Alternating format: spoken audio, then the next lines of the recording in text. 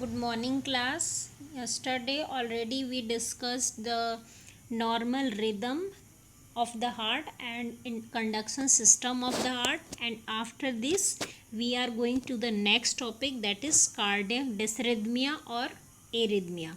So yesterday already I taught you about the rhythm and what is normal rhythm, what is ECG, and what are the waves which is present in the ECG graph, a single graph, a single phases of cardiac cycle which is presented on the ECG graph, that is PQRST.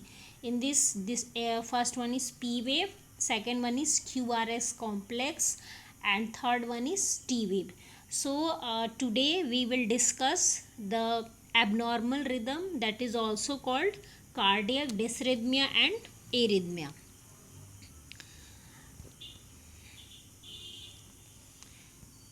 Without a regular rate and rhythm, the heart may not perform efficiently as a pump to circulate oxygenated blood and the other life sustaining nutrients to all of the body tissue and organs, including the heart itself. So first one is regular rate and rhythm. Rate आप सभी को मालूम है. Rhythm क्या होता है? It is a regular repeated period of the sound, यानी कि एक रेगुलर जो एक पैटर्न होता है एक साउंड का, जो कि एक जो रेगुलरली रिपीट हो रहा है, उसको हम रिदम बोलते हैं. रिदम का मतलब हम लय से समझ सकते हैं या सुर, यानी कि एक जैसा ही साउंड जो है वो रिपीट हो रहा है एक स्पेसिफिक पीरियड ऑफ टाइम में रेगुलर इंटरवल पे. सो this is called rhythm. So without a regular rate and rhythm, heart may not able to perform efficiently as a pump to circulate oxygenated blood to our body. बिना regular rate और rhythm के heart able नहीं है. किस चीज़ के लिए able नहीं है? कि वो हमारे बॉडी को सफिशेंटली ब्लड सप्लाई कर सके, और साथ ही साथ यहाँ तक कि वो सेल्फ को भी ब्लड सप्लाई नहीं कर सकता without regular rate and regular rhythm. And with the irregular and erratic rhythm the heart is considered to be dysrhythmic. और जब हार्ट जो है वो इरेगुलर रिदम वाला हो जाता है, यानी कि हार्ट का जो रिदम है वो इरेगुलर हो जाता है, then it is called dysrhythmic and sometime also called cardiac arrhythmia. So this is a very dangerous condition, और sometime it is called life threatening condition. ये बहुत ही life threatening condition होती है, क्योंकि यहाँ पे जो हमारे हार्ट का जो कंडक्शन सिस्टम है वो डिस्टर्ब हो गया है. Dysrhythmia, it is a disorder of the formation of conduction of the electrical impulse of the heart. Dysrhythmia क्या है?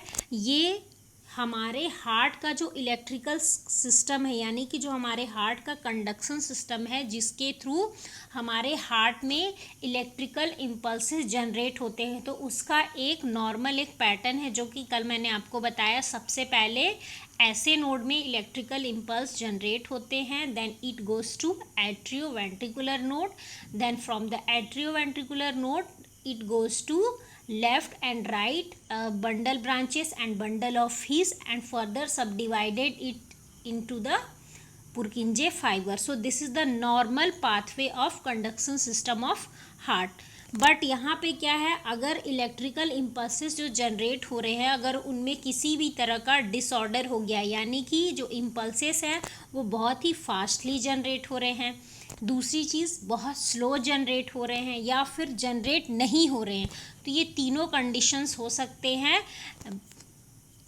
And that is called cardiac डिसरिथमिया. So these disorder can cause disturbance of rate, rhythm and both rate and rhythm. तो ये जो disorder जो arise हो रहा है electrical impulse के कंडक्ट होने में या फॉर्म होने में या अराइज होने में, तो इसमें 3 तरह के डिसऑर्डर हो सकते हैं. फर्स्ट, रेट डिस्टर्ब हो सकता है, हार्ट रेट. दूसरा, जो रिदम है, यानी कि एक रेगुलर जो इंटरवल पे एक जो साउंड है वो जो रिपीट हो रहा है रेगुलर पैटर्न पे, एक जो सेम पैटर्न का साउंड एक रेगुलर इंटरवल पे जो रिपीट हो रहा है उसका पैटर्न डिस्टर्ब हो गया है, या फिर रेट और रिदम दोनों चीज़ें डिस्टर्ब हो गई। तो ओवरऑल जो यहाँ पे इलेक्ट्रिकल इम्पल्स जो फॉर्मेशन हो रहा है या कंडक्शन हो रहा है उसमें 3 तरीके की जो एबनॉर्मेलिटीज़ हो सकती है। So first one is abnormalities of rate, abnormalities of rhythm and abnormalities of both rate and rhythm. So firstly today we will discuss the ऐसे नोट डिसऑर्डर। ऐसे नोट डिसऑर्डर में यानी कि ऐसे नोट से रिलेटेड कौन कौन से कंडक्शन डिसऑर्डर हैं उनके बारे में आज हम पढ़ेंगे। So the SA node can fire too slow. क्या क्या चीज़ें उसमें हो सकती, क्या क्या डिस्टर्बेंस हो सकता है। तो सबसे पहला है ऐसे नोड में जो इलेक्ट्रिकल इम्पल्सेस जनरेट होते हैं, जो फायर जनरेट होता है, फायर टू स्लो हो सकता है कि वो बहुत ही स्लो जनरेट हो रहा है। So this is called sinus bradycardia, यानी कि जो ऐसे नोट में जो इलेक्ट्रिकल इम्पल्सेस जो जनरेट होते हैं वो बहुत ही, जो उनका नॉर्मल टाइमिंग है जनरेट होने का उससे वो ज़्यादा समय ले रहे हैं, यानी कि बहुत ही स्लो जनरेट हो रहे हैं। So this is called sinus bradycardia. If fire too fast, यानी कि इलेक्ट्रिकल स्टिमुलेशन बहुत फास्ट हो रहा है as compare to normal conduction, so this is called sinus tachycardia. And when rate is normal but irregular, यानी कि जो electrical जो इम्पल्सेस है वो नॉर्मली ही जनरेट हो रहे हैं, जितना जो नॉर्मल एक जो टाइमिंग होता है वैसे ही जनरेट होते हैं, जो हो रहे हैं, लेकिन वो रेगुलर नहीं, यानी कि इरेगुलर है। यानी कि क्या हो रहा है, कभी वो रेगुलर मतलब एक बार जैसे कि नॉर्मल कंडक्शन हुआ, देन कुछ टाइम उसने लिया, फिर कंडक्शन जनरेट हुआ, उसके बाद जो नेक्स्ट जो टाइम था वो पहले वाले जो इलेक्ट्रिकल इम्पल्स जनरेट हुए थे उसके कंपेयर में वो टाइम उसका ज़्यादा है। तो यानी कि यहाँ पे क्या है, इलेक्ट्रिकल जो इम्पल्सेस है थर्ड वाले टाइप में जनरेट तो नॉर्मली ही हो रहे हैं, लेकिन वो इरेगुलर है, यानी कि रेगुलर बेस पे वो सेम जो इलेक्ट्रिकल इम्पल्सेस है वो जनरेट नहीं हो पा रहे, उनका जो रेगुलरिटी है वो डिस्टर्ब हो गया है। So first one is sinus bradycardia. Sinus bradycardia, it occurs when the SA node create an impulse at a slower than the normal rate. यानी कि यहाँ पे क्या है, साइनो आर्ट्रियल नोड में जो इम्पल्स जनरेट होता है वो नॉर्मल जो इम्पल्स जनरेट होता है साइनो आर्ट्रियल नोड में उसके कंपेयर में यहाँ पे इलेक्ट्रिकल इम्पल्सेस हैं वो बहुत ही ज़्यादा स्लोली अराइज होते हैं, बहुत ही ज़्यादा स्लोली जनरेट होते हैं, and this decrease the heart rates.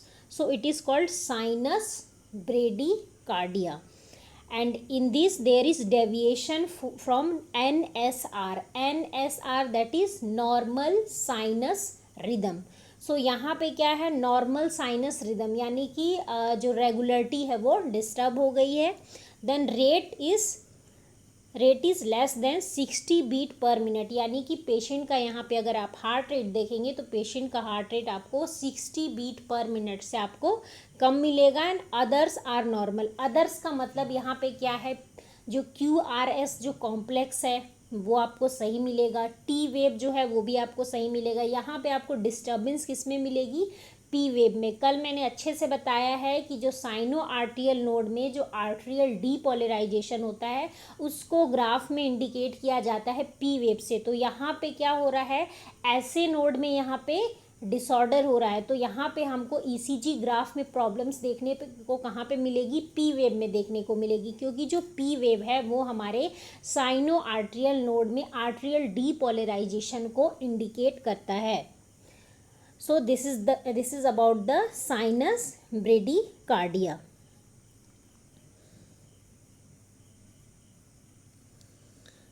अब नेक्स्ट इसमें देखते हैं what are the causes of sinus bradycardia. किस किस रीज़न से जो ऐसे नोड पे जो इलेक्ट्रिकल इम्पल्सेस जो जनरेट होते हैं वो स्लो हो जाते हैं।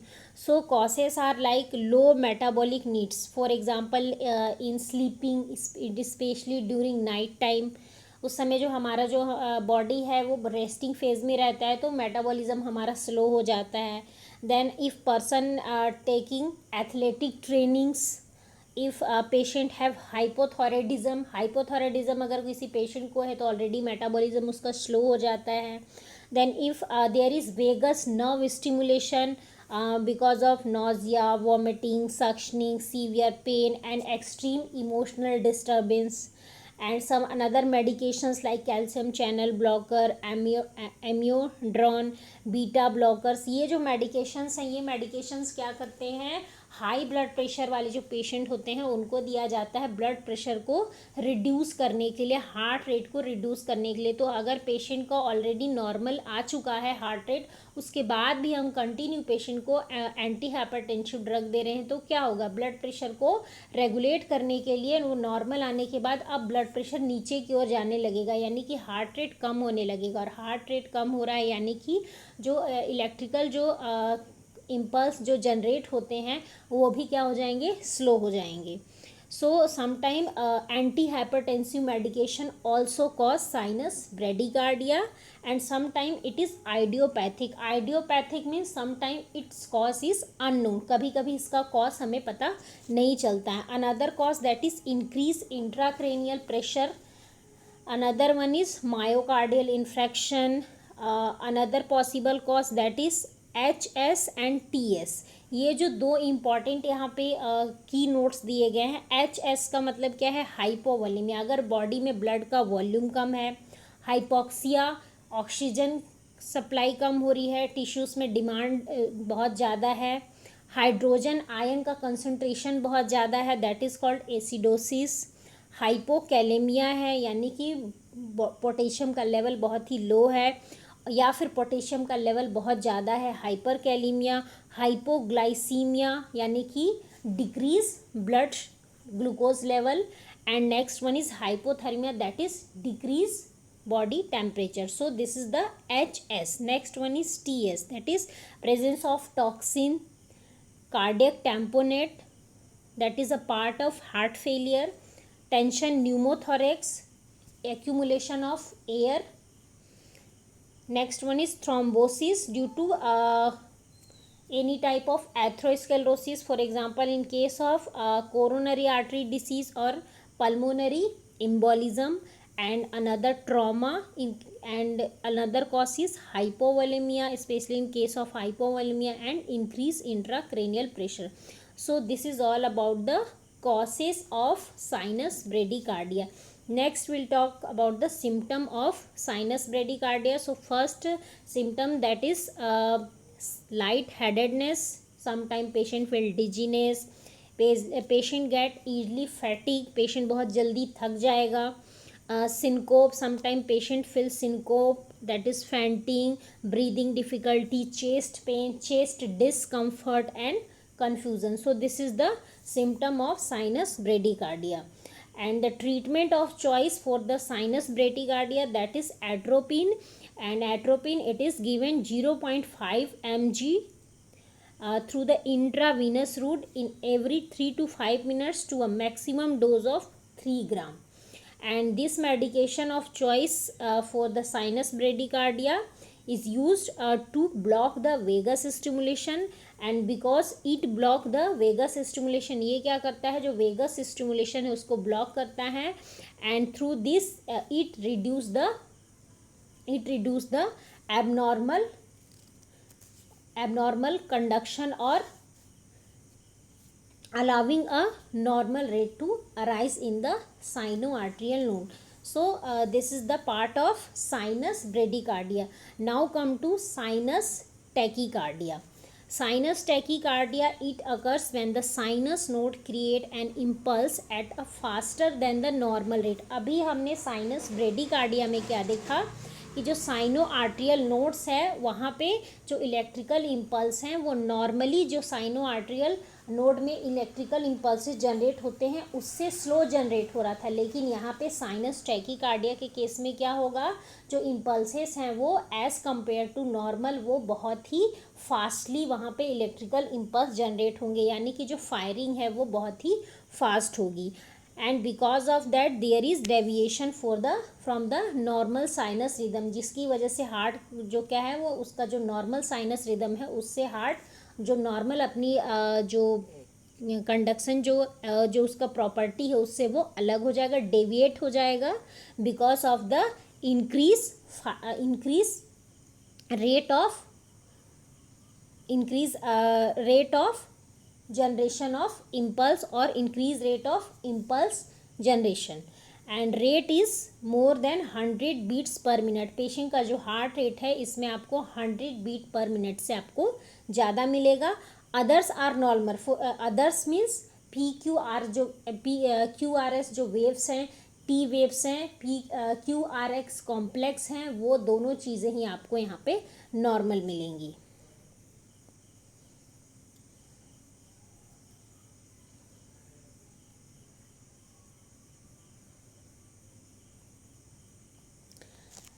Causes of sinus tachycardia.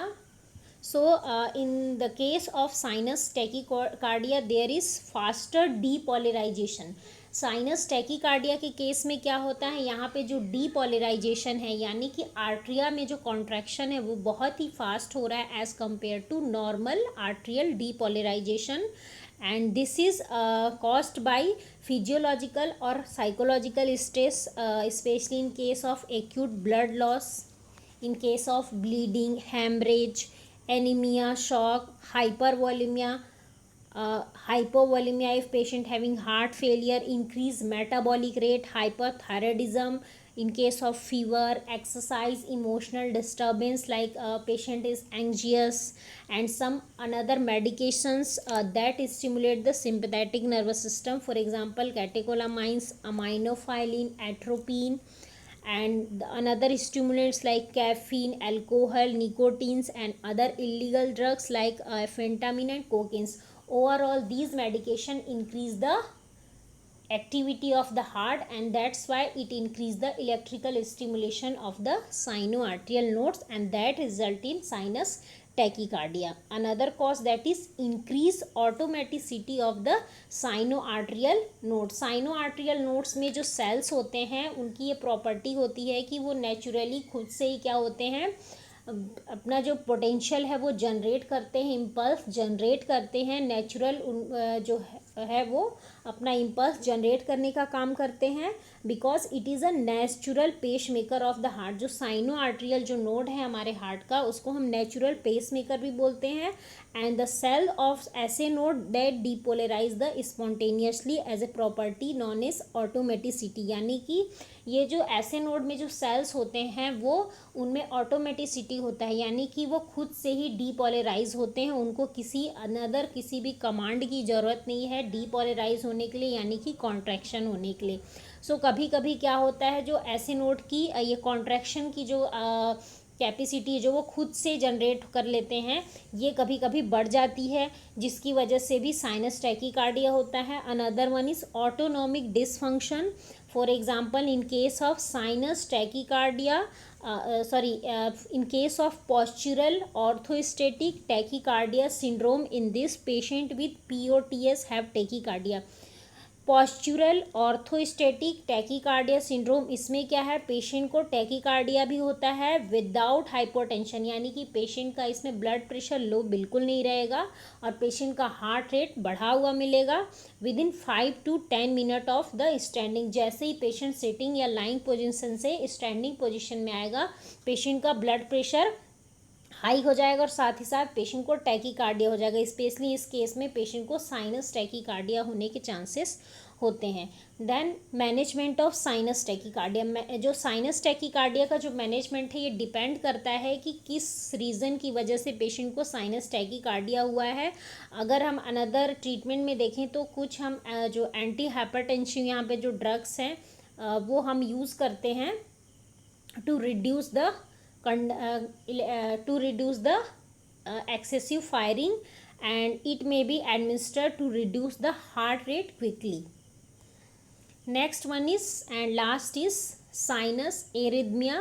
Here both rate and rhythm, that is यहाँ पे क्या हो रहा है साइनस एरिथमिया में It occurs when the sinus node create an impulse at irregular rhythm and rate usually increase with the inspiration and decrease with the expiration. Sinus arrhythmia में क्या होता है कि पेशेंट जब गैसियस एक्सचेंज जब हो रहा है बॉडी में, तो जब पर्सन गैस इनहेल करता है, यानी कि गैसेस एक्सचेंज के टाइम पे पर्सन जब इनहेलेशन करता है तो जो यहाँ पे रेट है वो इंक्रीज़ हो जाता है, और जब पेशेंट एक्सलेशन करता है तो उस समय पेशेंट का जो यहाँ पे जो रिदम है वो डिक्रीज हो जाता है। तो ये जो इंस्पिरेशन एंड एक्सपिरेशन यानी कि इनहेलेशन और एक्सलेशन के टाइम पे जो रेट है वो डिस्टर्ब हो जाता है as compare to normal condition, and it does not cause significant hemodynamically effect and it is not treated. Normally ये किसी भी तरह का हमारे बॉडी पे इफेक्ट नहीं डालता और इसके लिए हम किसी अलग से किसी तरह का ट्रीटमेंट हम नहीं करते हैं।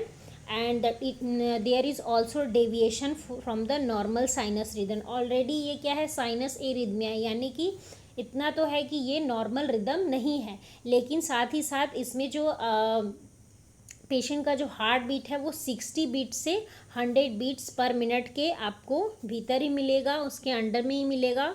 हाँ, इसमें एक चीज़ क्या है कि इसमें रेगुलरिटी है वो इरेगुलर रहेगी, यानी कि जो हार्ट रेट है वो तो रेगुलर वो नॉर्मल रेट पे ही जनरेट हो रहे हैं, लेकिन वो रेगुलरली जनरेट नहीं हो रहे हैं। यानी कि कोई एक चीज़ है वो नॉर्मली जनरेट तो हो रही है लेकिन रेगुलर इंटरवल पे जनरेट नहीं हो रही है। तो इसमें हमने साइनस डिसऑर्डर में, ऐसे नोड डिसऑर्डर में हमने आज 3 चीज़ें पढ़ी हैं। सबसे फर्स्ट हमने देखा साइनस ब्रेडिकार्डिया, देन सेकंड हमने देखा sinus tachycardia, and last one is sinus arrhythmia.